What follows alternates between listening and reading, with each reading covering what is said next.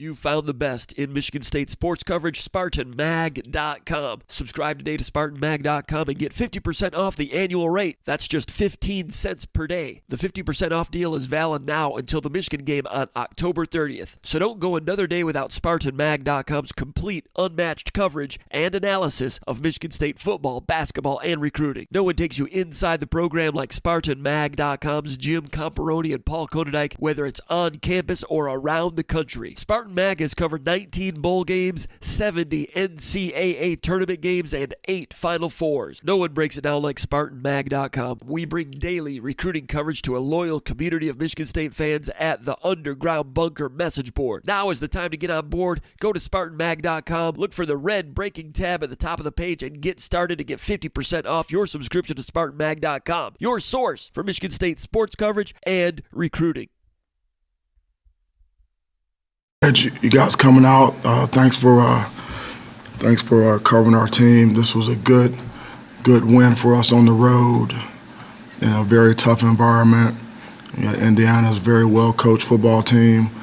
They're physical, they're hard-nosed, they're coming off a bye. They were very prepared. We knew that. We were expecting them to be at their very best, actually better than what we've seen on tape, because we know that their coaches will have those guys ready to play. We knew that we would have to match that intensity and exceed that in order to get the win on the road. And I was very proud of our squad and our coaching staff and our entire organization, the way everyone held it together and continued to chop wood, and really just throughout the game just kept pushing, never flinching, and finding a way to get the win, which is the most important thing. Turnovers were huge for us in the game. Defense was playing hard, and holding them to low numbers. And then our offense, really did some things in the second half. And we started playing complementary football, and that's why we were able to get it done. But I was very, very proud of our team, very proud to get the brass platoon back, because it's important to us to get that trophy back. Our guys were asking about it after the game. They want to know where is it. I said, hey, they're going to bring it to us. Don't worry. We'll get it, and we got it. And we're going to take it back to East Lansing where it belongs. We got to bye, and so we'll rest up. We got some things we need to fix and correct, and we'll do that, and then we'll be ready for the next one, which we all know what that one is. Well, the offense has been so productive this year. You've leaned on them a lot. You talk about that defense today multiple times, kind of in tough spots, holding the field goals, and then late forcing some turnovers. Just talk about how important they were today. It was huge, because defense has been playing hard all year, and we just need to tighten some things up. And I've been seeing improvement from our defense, steady improvement as we've gone and played against some very tough opponents. And to hold people to field goal attempts is huge. To get takeaways, to score on defense. If you score on defense, you're going to win 90% of your games. And the guys it's a tough, hard-nosed group of guys, and they play regardless of the situation. They don't blink, and they continue to play. And that's what you have to do on defense. You have to have that mentality. It's like, hey, just put the ball down and let's play. Regardless of the circumstance, it could be a sudden change situation. It could be a 2-minute before the half, 2-minute end of the game, whatever, red zone defense. Let's go play ball. Let's find a way to get them stopped. Get the ball back to our offense, and that's what you saw today. Mel, did you say anything to the defense after when they went off that final stop after the fake for the interception in the end zone? Did I say anything to them? It was just a matter we just got to go out there and get them stopped. I mean, there's not a whole lot to talk about, And just get back out there, and we know what we got to do. You got to have rush and coverage working together, and we got to get the ball back. We got to get them stopped. I mean, it's pretty simple, and just make sure everybody's dialed in and gets the call so we can execute and play. I mean, on defense, man, you want to have opportunities to go out there and make big stops. No, we haven't seen any team stay with your receivers like that. It seemed like less separation than usual. Do you know, based on the film, that this would be a week where that could happen? Or was that something that surprised you a little bit? And how does that change things when that sort of thing comes into play? Yeah, nothing surprises me. And so, like I said, they've got some good players and they're very well coached. And so, it's not always, we're not always going to have guys wide open all the time. We did have some opportunities early that we could have capitalized on where guys were wide open, but we didn't make those plays. But we'll have those opportunities in the future, and we also were able to make some plays on some contested balls, where guys had to fight for the ball and at the catch point and some tight coverage and that's good. We're gonna have to be able to do it all. Man, zone, whatever, tight coverage, loose coverage. It doesn't matter. We just gotta keep finding a way to move the chains and get it done. It was a good experience for us on the road. You guys have won a lot of different ways this year. Sometimes it's looked really good. Sometimes it's been more of a rock fight like this. I'm wondering if there is a trait for you that you think sort of prevails throughout all of those that you've noticed that this team has that you like late or you trust in these games. Yeah, well, we talked about it before. Our guys will not flinch, and they're going to keep chopping wood, and they're going to keep playing hard and keep playing the next play. The most important thing is the next play. Trust the process, do your job, keep playing, play hard, be physical, play as a team, and that's what we've been doing. I mean, this is not the first time that we've done that. I mean, pretty much almost every game this season has been some form of that. Maybe the score may have the end score may have been like a larger margin, but I mean, a lot of times, these games are tight. They're tight. Going into the in the third quarter, fourth quarter, and we expect them to be like that. I think you can get yourself into trouble when you think that you're just gonna, it's always gonna be like it's gonna be easy, because it's not going to be. Now we can make things easier on ourselves when we execute better and we cut down on the penalties that we have, but it's tough. Like I told the offense at halftime, and look, we're not going to wait on one play.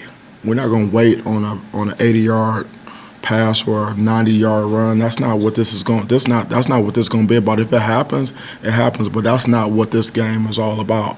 This game is about grinding it out, executing every play, and taking what the defense gives you, taking what's there, and possessing the ball and moving the chains and doing whatever it takes. And sometimes it looks like that. This Big Ten football. Mel, can you talk about your reaction when you saw Peyton make that catch on the sidelines? What was my reaction? Yeah. I can't remember what my reaction was. I mean, there wasn't. Like, you mean like, did I jump up in the air or did I? Like, mentally, what was going through your head seeing your quarterback make that play? Yeah. I don't know if you believe me, but I'm just kind of like, hey, like, all right, that's a catch. That's a catch. All right, let's go, move the chains. I mean, that's kind of how I look at those things. I mean, it's not really anything more than that for me. In the moment, it's always about what's next. So, but I mean, obviously that was a heck of a play. Good play call, good execution. We're just trying to get a first down and move the chains to keep going. With Kenneth getting shut down early in the game, the line kind of leaking a little bit. What did they? I mean, without looking at the tape, I know that's probably going to go through, but. What was it? Just an attitude adjustment that they needed to? Because it seemed like there was a lot of hard yards for them in that second half. Yeah, I mean, and there's going to be a lot more hard yards as we go. So it's going to be like that, and the guys continue to keep working and keep chopping. I need to look at the film before I can start saying specifically what happened. I know what I'm hearing on the headsets. I know what I'm seeing, out on the field, and there's not a whole heck of a lot a difference between like a successful play and a play that's not successful. It's like sometimes it's a very small margin, and when we turn on the tape, we're going to see that.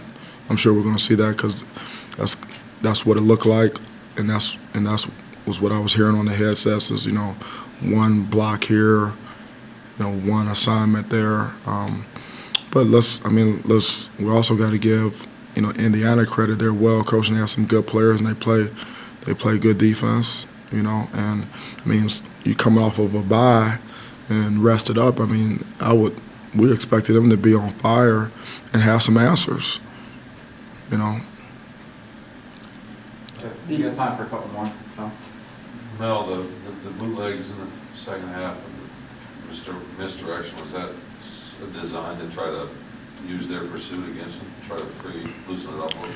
Yeah, we do have some move the pocket, schemes, and we use as part of the balance that we have on offense, off of our run game and the play action off of whether it's in the pocket or outside the pocket. That's part of our offense. We've used those, consistently, throughout the season. That's part of what we do. You got to give credit, to Jay Johnson, our offensive staff, to be able to make some adjustments based upon what they were doing and put our guys in position where we can make some plays and move the ball. And so, that's our offense. I like our offense. I like our scheme. I like our approach because it forces defenses to defend a lot of different things. Whereas inside run, outside run, zone plays, gap plays, drop back, hard play action, move the pocket stuff, wildcat, whatever, some of the exotic smash mouth plays that we run, and then we have weapons, we got tight ends, we got backs, we got receivers, and so, but it comes down to execution as well. But we have some things that we can go to. We have some tools, we have some plays, some things that we can go to as answers to what we see. Last one, anybody? Chester Kimbrough with the corner blitz, and I think that's the second big play he's made for you guys in a critical situation. Would you see on that play, and how important was that, obviously? Yeah, that's huge. When you can, we bring guys from the secondary, and we bring linebackers, and your pressures, complement your base defense, and so. It's a good call, by Scotty, and then execution by Chaz, and making the plays that are there, and that's part of our scheme is to be able to bring some guys, and you can create one-on-ones when you do that, in the run game and in the pass game, and if you happen to come free, don't miss the layup. Steven, do you have one last one? No. Okay. I was going to ask about the penalties. You mentioned that. Particularly, we have a bye week, building into a rivalry game, there's emotion. How much do you spend over the next 2 weeks trying to dial that back a little bit while still keeping the edge? Yeah, we're just going to clean up the penalties. Like you have foolish penalties and you have aggressive penalties. The foolish penalties you just have to eliminate. That's just discipline or focus. And then the aggressive penalties you clean up with with technique. And we'll coach those things off the tape. A lot of those are learning experiences. But in terms of aggressiveness and being physical and having our edge, that's, I don't know how to play football any other way, especially in this league, but we have to clean up we have to eliminate the foolish penalties, eliminate those, and we're going to take care of that, and then we'll the aggressive penalties is just technique, and then sometimes there's judgment. deals going on out there, which comes with the game. So you should ask me how I felt about those penalties. I could probably answer that a little bit better, but. All right, thanks, Coach. Appreciate your time. Good. Thank you so much. Thank you. It's not 2 a.m. Got a chance to get on out of here. Thank you. Yeah, thank you.